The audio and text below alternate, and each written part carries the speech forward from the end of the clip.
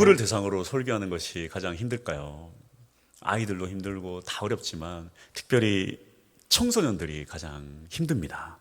왜냐하면 당연히 논리적이어야 하면서도 엄청 쉬워야 하고 또 재밌어야 합니다. 아무리 잘 준비된 설교라 해도 조금만 딱딱하고 원고를 보고 그러면요 애들이 집중하지 않아요. 그래서 참 쉽지 않은데요. 한 분은 몇 주 전인가 성경이란 무엇인가에 대해서 주제로 이렇게 설교를 하면서 이런 말을 했습니다. 성경은 하나님이 우리에게 보내신 러브레터다. 사랑의 편지다.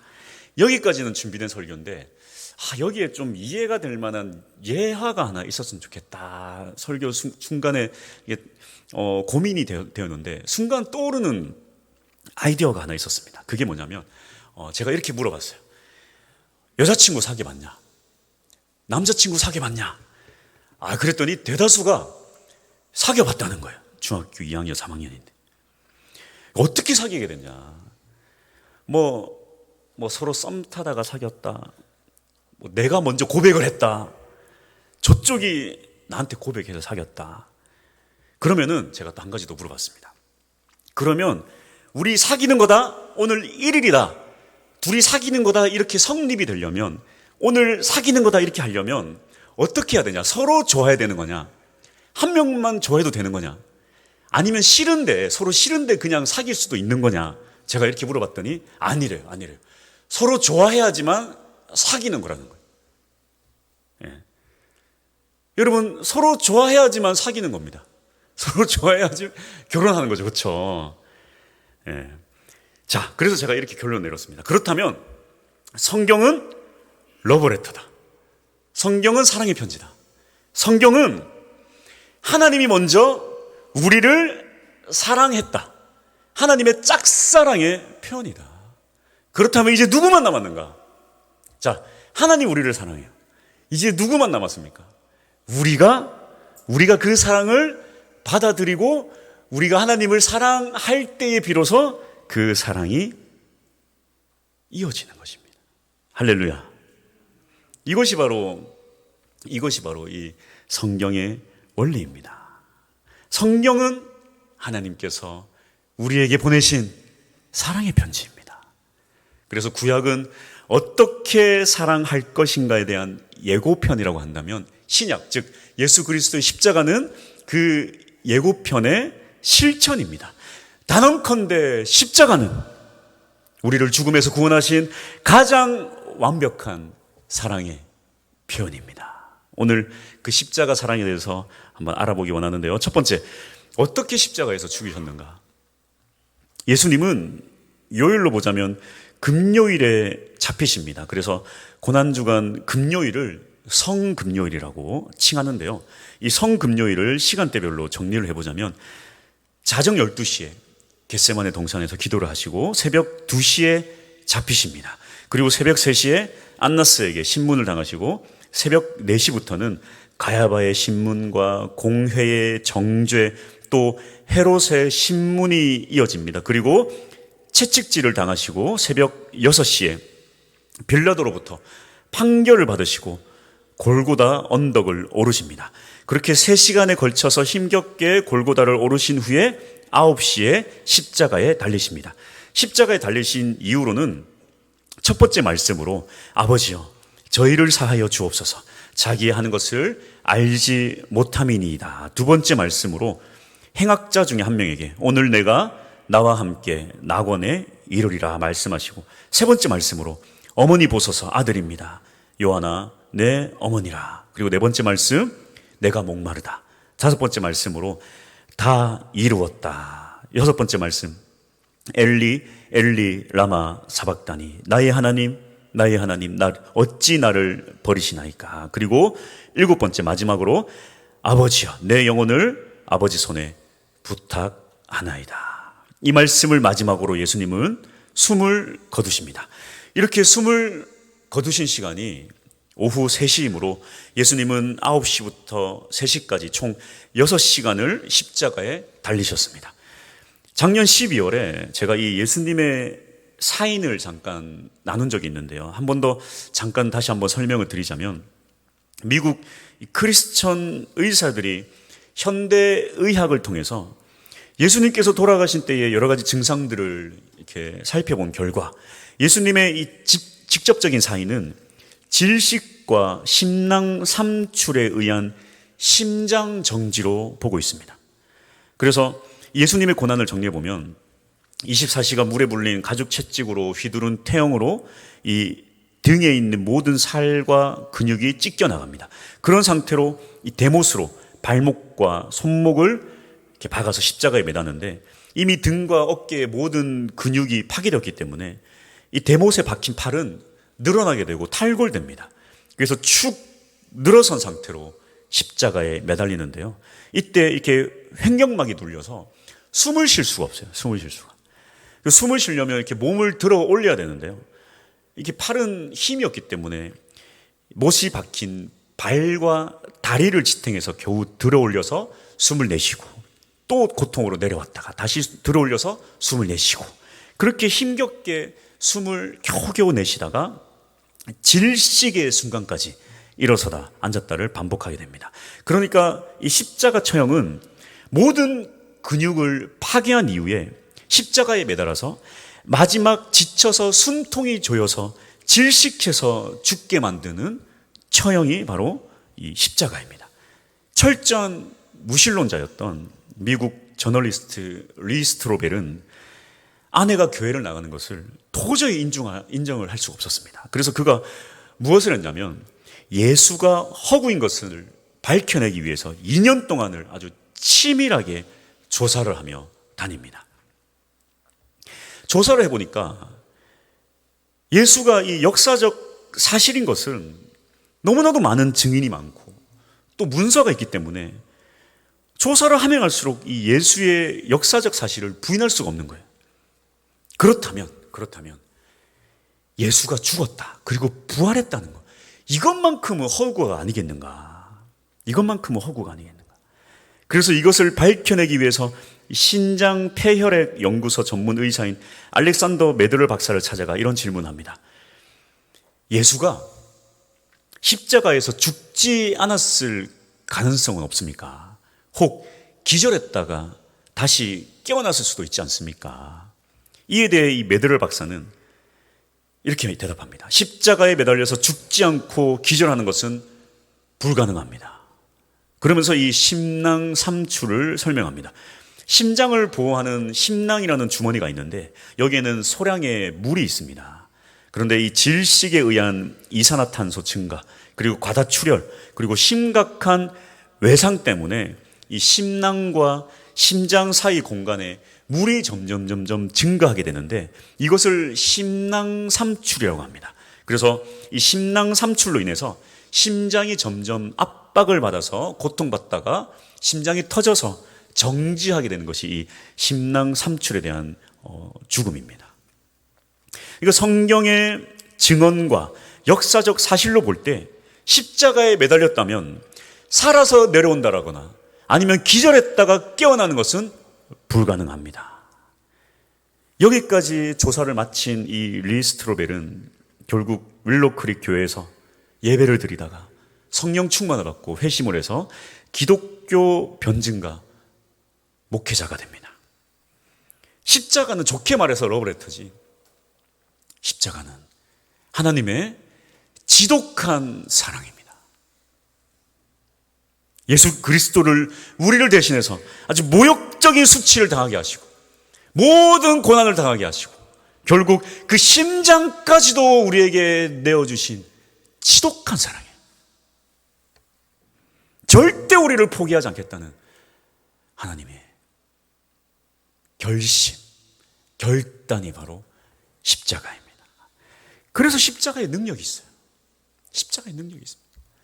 사탄이 십자가 앞에 그 모든 권세가 무너질 수밖에 없는 것입니다. 왜 그렇습니까? 십자가를 통해서 용서받지 못할 죄가 없어요. 십자가는 능력입니다. 그 십자가를 붙잡고 나아갈 수 있는 우리 모두가 될 수 있기를 축복합니다.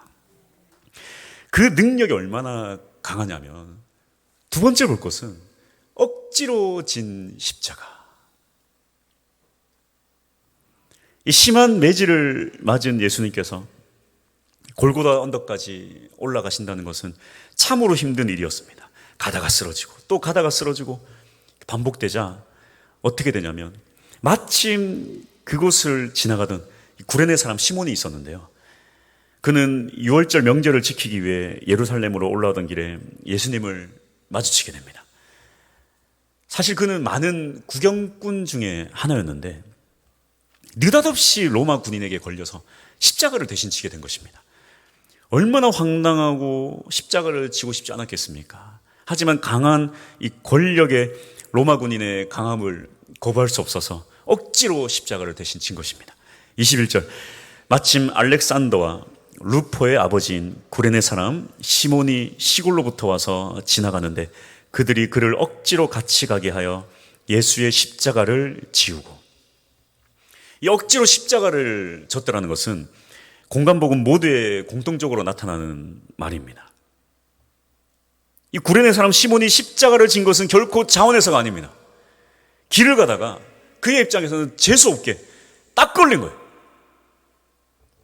그런데 말씀을 보면 이 구레네 시몬을 소개하길 루포의 아버지다 이렇게 소개를 합니다. 루포는 나중에 로마서에서 소개됩니다. 로마서 16장 13절, 주 안에서 택하심을 입은 루포와 그의 어머니에게 문안하라. 그의 어머니는 곧 내 어머니니라. 여기 이 초대교회 지도자인 루포는 구레네 시몬의 아들이 맞습니다. 특히 바울은 루포의 어머니를, 즉 이 구레네 시몬의 아내를 자신의 어머니다 부를 정도로 존경하고 사랑했습니다. 이것이 바로 십자가의 능력입니다. 십자가를 억지로 졌는데 그 억지로 진 십자가를 통해서 고난받는 예수님을 바로 눈앞에서 지켜보고 그분의 고통을 분담한 것입니다. 억지로 진 십자가에도 이러한 축복이 있어요. 그의 가족이, 그의 자녀가 초대교회의 지도자가 되고 온 가정이 축복을 받는 귀한 가정이 되었습니다. 십자가를 질 수 있는 우리 모두가 될 수 있기를 소망합니다. 할렐루야. 세 번째, 한번 다 같이 한번 읽어볼게요. 시작. 이제 당신의 차례입니다. 신들러 리스트라는 영화의 한 장면인데요. 아우슈비츠 수용소에서 한 독일 장교가 높은 탑 위에서 일을 제대로 하지 못하는 유대인들을 장총으로 사냥하듯이 총을 쏴서 죽입니다. 그것을 보고 유대인들이 무섭고 두려워서 더 열심히 일을 하는 거예요. 매일 수십 명씩 그렇게 총을 쏴서 죽입니다. 그것을 보고는 이 신들러가 하루는 그 장교에게 이렇게 말합니다. 진짜 힘이 있는 자는 사람을 죽이는 자가 아니라 사람을 죽일 수 있지만 살려주는 자가 진짜 힘이 있는 자다. 오늘 본문은 십자가를 지시는 예수님을 그리고 있습니다. 예수님은 능력의 하나님의 본체이십니다. 모든 천사가 그에게 수중을 듭니다. 그런 예수님께서 골고다 언덕에서 십자가를 지십니다. 결국 부활하셨고 승천하신 것을 우리는 잘 알고 있습니다. 그러니까 예수님은 부활의 능력과 모든 천사를 동원할 수 있는 권세와 능력의 하나님이십니다. 그런 능력의 예수께서 아무런 능력을 발휘하지 않으시고 십자가를 지신 것입니다. 이것이 바로 십자가입니다. 능력이 있지만 십자가를 지는 것. 권세가 있지만 고난을 감내하는 것. 이것이 십자가예요. 그러니까 십자가는 자기 자신을 부인하는 것입니다. 그래서 우리가 찬양의 가사들을 보면 주께 내 삶 드립니다. 뭐 이런 고백들이 있어요. 과연 내 삶을 드린다는 것은 무엇을 의미할까요? 이 시대의 이 내 삶을 드리는 십자가는 목숨을 버리는 그런 순교가 아닙니다. 이제는 순교하면 전 세계에 질타를 받아요. 그런 시대가 되었습니다. 이 시대에 이 내 삶을 드립니다. 이 시대의 십자가는 무엇일까요? 제가 몇 번을 강조했는데 이 시대에 이 내 삶을 드리는 십자가는 무엇인가? 바로 권리를 내려놓는 것입니다. 이 시대의 십자가는요, 내 삶이 조금 불편해지는 것입니다. 충분히 갑으로 살 수 있는데 복음 때문에 을로 살아가는 것입니다. 우리가 이렇게 전도를 하다 보면 전화번호를 다 받잖아요. 한 권사님이, 손신영 권사님이 전화번호에 적힌 그분들에게 전화를 했더니, 아니 또 전화 줄 때는 언제고, 또 전화를 했더니 그렇게 뭐라 그러는, 다신 전화하지 마라, 막 뭐라 그러는데, 막 너무 이렇게 좀 힘들대요. 그래서 권사님 화이팅 제가 했습니다. 이게 십자가예요. 내가 그럴 필요가 없어요. 내가 왜 그 사람한테 그런 소리 들어야 됩니까? 하지만 복음 때문에 내가 갑이 아니라 내가 을로 살아가는 거예요. 복음 때문에. 복음 때문에. 이 시대 그리스도인들이 능력을 잃어버린 이유는 바로 이것 때문입니다. 복음 때문에 져야 할 십자가를 지지 않아요. 내 삶을 드린다고 거창하게 고백은 하지만 내 권리를 내려놓지도 않고 조금이라도 내가 불편해지면 견딜 수 없어요. 그것은 용납할 수가 없습니다. 오히려 내가 왜 그래야 되냐? 이 세상에 소리치면서 당연한 권리를 행사하면서 세상 사람들과 똑같이 살아가기 때문입니다. 저도 역시 마찬가지예요. 저도 역시 마찬가지. 믿는 사람들 중에 그런 사람이 얼마나 많은지 몰라요. 눈에 보이는 게 없어요. 화가 나면. 웃으며 잘 지내다가 뭐 교회 안에서도 막 능력 있는 사람, 막 세상에 힘이 있는 사람이 막 어떤 뭐 누가 목회자가 좀 자기 눈에 거슬리는 행동을 했다. 그러면 어떻게 합니까? 막 가만두지 않겠다 내가. 막 권리 행사하고 그런 권력자들이 얼마나 교회에 많은지 몰라요. 아주 교회를 자기 손에 놓고 주물럭거리는 사람들이 있습니다. 단언컨대 주의 교회를 휘두르는 자는 하나님 용서치 않으세요. 그건 절대 십자가가 아닙니다. 여러분, 권력이 많을수록 우리도 주님 앞에 그 십자가를 붙들고 살아야 돼요. 혹시 내가 하나님의 은혜를 많이 주시고 축복을 많이 주셔서 혹시 내가 주님 앞에 예물을 많이 냈다면요, 오히려 더 주님 앞에 낮아져서 주님 감사합니다. 이게 십자가입니다. 내가 말이야 교회를 휘두르고 아주 굴림해가지고 예수보다 더 높은 자리에 앉아있는 그런 사람들, 그건 십자가가 아니에요. 그런 사람들 얼마나 많은지 몰라요. 얼마나 많은지 몰라요. 로마서 6장 11절입니다. 이와 같이 너희도 너희 자신을 죄에 대하여는 죽은 자로 그리스도 예수 안에서 하나님을 대하여는 살아있는 자로 여길지어다. 매일 죽는 연습해야 돼요. 나는 죽었습니다. 나는 죽었습니다. 나는 죽었습니다. 이것이 바로 십자가입니다. 목요일에 한 목소리가 굉장히 젊은 청년 같은 여성분이 전화가 왔습니다. 전도지를 이렇게 보고 네이버로 검색을 해서 교회를 알게 됐다고, 신앙 상담을 하고 싶다고, 보고 싶다 그러는 거예요. 저녁 7시가 넘었는데 느낌이 제가 안 좋았지만, 느낌이 안 좋아서 만날 수가 없습니다. 제가 할 수가 없어가지고 알겠습니다 하고 저희 아내와 같이, 자매기 때문에요, 제가 단둘이 만나면 안 되지 않겠습니까? 아내와 함께 만났습니다. 젊은 자매더라고요. 식당에 딱 앉았는데요, 역시나 저의 감은 틀리지 않았습니다. 곧바로 신천지에 갔습니다. 요즘 그렇게 담대해졌어요. 대담해졌어요. 아니, 어떻게 목사한테 전화를 해서 만나자고 해가지고 보자마자 신천지에서 왔다고. 내가 너무 제가 진짜 자존심이 상해서, 아니 이 자매가 나를 얼마나 물러봤길래 제가 막, 그래서 뭐 기가 찼지만 어쨌든 뭐 왔으니까 하고 싶은 말이 뭐냐, 하고 싶은 말이 뭐냐 그랬더니 뭐 막 주섬주섬 꺼내요. 그 신천지 신문을 꺼내서 이걸 한 번만 읽어보면 안 되겠냐고, 이걸 한 번만 읽어보고 자기와 같이 성경 공부를 한 번만 하러 가면 안 되겠냐고. 자, 그래서 아예 뭐 내가 뭐 뒤로 미룰 필요도 없다, 여기 가만 앉아 계시라, 제가 찾아왔으니까, 그리고 내가 여기서 읽을게요 하고 처음부터 제가 다 읽었어요. 읽으면서 자, 하나하나 제가 좀 물어볼게요. 여기, 예? 여기서 말하는 새하늘과 새 땅 적혀 있는데 이거 과천 맞아요?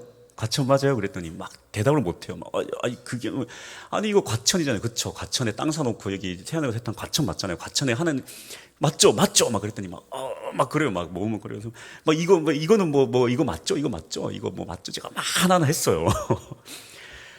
그래서 말을 잘 못하고 버벅대요. 그래서 내가 다 알아요. 이 신문 내용 다 알아요. 내가 이거 보고 내가 설득당했으면 내가 성경 공부 하러 가려고 했는데 못 가겠어요. 설득이 하나도 안 되네. 이거 뭡니까? 제가 그랬어요. 그래서 막 왜 신천지 교회 다니십니까? 그랬더니 뭐 우리 신천지 교회는 나쁜 교회가 아니고 다 똑같은 교회고, 그러길래 다 똑같은 교회 맞아요? 그럼 바꿉시다. 우리 교회로 오세요. 제가 한번 갈게요. 제가 막 그랬어요. 그랬더니 기존 교회는 갈 수가 없대요. 기존 교회는 갈 수가 없대요.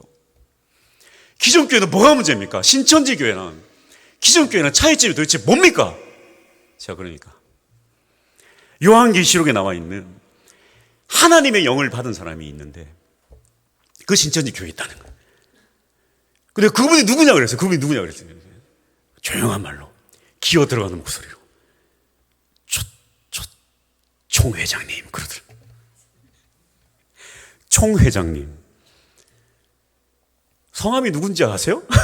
총 회장님 이만희라고. 그것도 저희 아내는 막 그러지 말고 우리 교회로 오세요. 신천지 교회. 나는 막 아이고 몇 년 이렇게 거기 있었냐고. 2년 있어요. 아이고 2년이면 우리 말 듣지도 않는다고 생각하고 그 자리에서. 근데도 막 우리 교회로 오세요. 우리 교회로 오세요. 그 제가 마지막으로 막 큰 소리 치면서 권면을 했습니다. 이만희 죽을 때가 다 됐다고. 당신 전도 못하면 벌금 100만 원씩 내지 않냐고. 내가 모를 줄 아냐고. 아니 뭐가 되냐고. 내 눈 똑바로 보라고. 전도 못하면 100만 원씩 벌금 내지 않냐고. 그랬더니 아무 말도 못해요. 그렇게 당신들 젊은 처녀 돈 다 빼돌려서 자기들 허영식하는 그런 인간들, 이만희 죽으면 당신 인생 완전 망가진다. 버림받는다.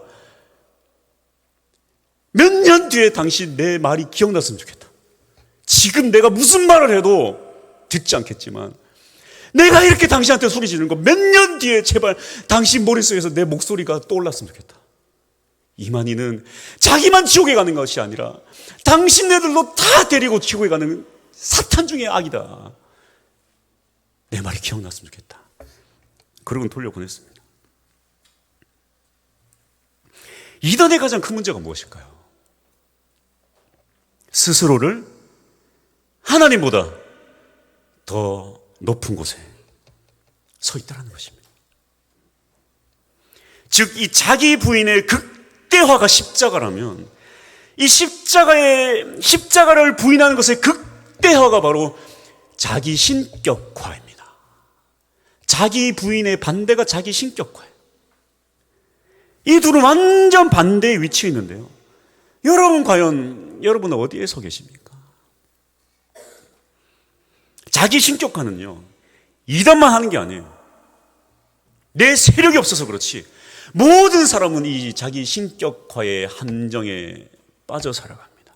여러분, 십자가를 부인하는 것, 십자가를 멀리하는 것, 바로 이 자기 신격화의 일종입니다.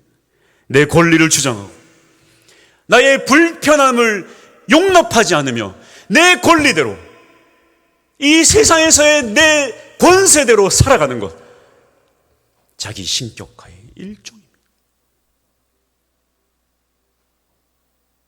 예수를 부인하는 자들은 멀리 있지 않습니다. 혹 나의 삶이 예수님을 부인한다면서, 예수님을 사랑한다면서 내 삶 죽게 드린다고 고백하면서 자기 자신을 부인하지도 않고 권리를 내려놓지도 못하고 불편함을 감수하지도 않는다면 나 또한 그들과 다를 바 없다라는 것 여러분 기억하시기 바랍니다. 예수 그리스도의 십자가를 붙잡고 내 삶이 조금은 불편해지더라도 나의 권리가 조금은 약해지더라도 주의 복음을 위해 나아갈 수 있는 여러분 모두가 될 수 있기를 축복합니다. 할렐루야. 예수보다라는 찬양이 있는데요, 제가 설교 후에 찬양하겠다고 카톡에 유튜브 링크까지 보내 들어놓고 찬양을 좀 바꿨습니다.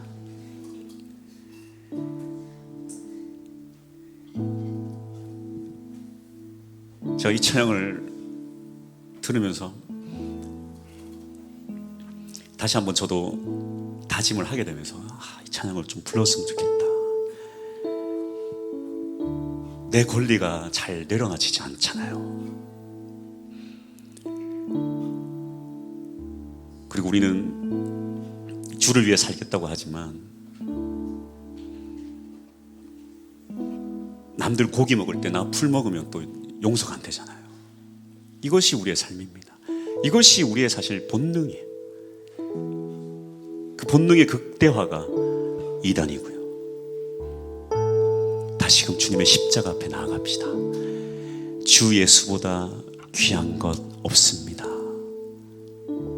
예수 그리스도의 십자가, 모든 권세를 가지고 계시지만 우리의 모든 죄를 대신 지시고 십자가의 모진 고난 받으신 그 십자가 이제는 내가 지게 하여 주옵소서. 억지로라도 그 십자가 붙잡고 나아갈 때에 축복이 있습니다. 그러한 축복 내 것이 되기를 소망합니다. 할렐루야. 시간 주님 앞에 찬양하며 나갑시다.